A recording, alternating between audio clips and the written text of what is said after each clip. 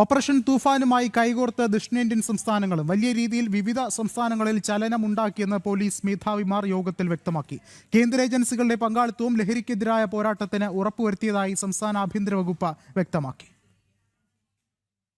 കേരളത്തിന് പുറമെ ദക്ഷിണേന്ത്യൻ സംസ്ഥാനങ്ങളായ തമിഴ്നാട്, പുതുച്ചേരി, ആന്ധ്രാപ്രദേശ്, തെലങ്കാന സംസ്ഥാനങ്ങളിലെ പോലീസ് മേധാവിമാരാണ് സംസ്ഥാന ആഭ്യന്തര വകുപ്പ് വിളിച്ചു ചേർത്ത് യോഗത്തിന് എത്തിച്ചേർന്നത്.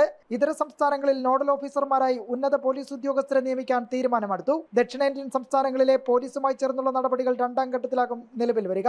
പോലീസ് ഉദ്യോഗസ്ഥർക്ക് മറ്റു ജോലികൾ ചെയ്യുന്നതിന് തൂഫാന്റെ പ്രവർത്തനങ്ങൾ തടസ്സമാകില്ല. തൂഫാൻ ഒരു ടാസ്ക് ഫോഴ്സായി പ്രവർത്തിക്കുമെന്ന് ആഭ്യന്തര വകുപ്പ്.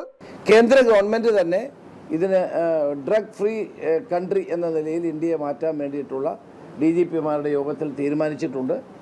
അതിനുള്ള നടപടികളുമായിട്ടും നമ്മൾ മുന്നോട്ട് പോകാനാണ് തീരുമാനമെടുത്തിട്ടുള്ളത്. 20 പോലീസ് ജില്ലകളിലും DYSPയുടെ നേതൃത്വത്തിലുള്ള ഡാൻസ് ഓഫ് വളരെ സജീവമാണ്.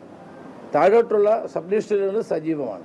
അവർക്കിനി നമ്മൾ പുതിയ വാഹനങ്ങൾ കൊടുക്കുന്നു, പുതിയ മെൻ കൊടുക്കുന്നു, പുതിയ സംവിധാനങ്ങൾ കൊടുക്കാൻ പോകുന്നു.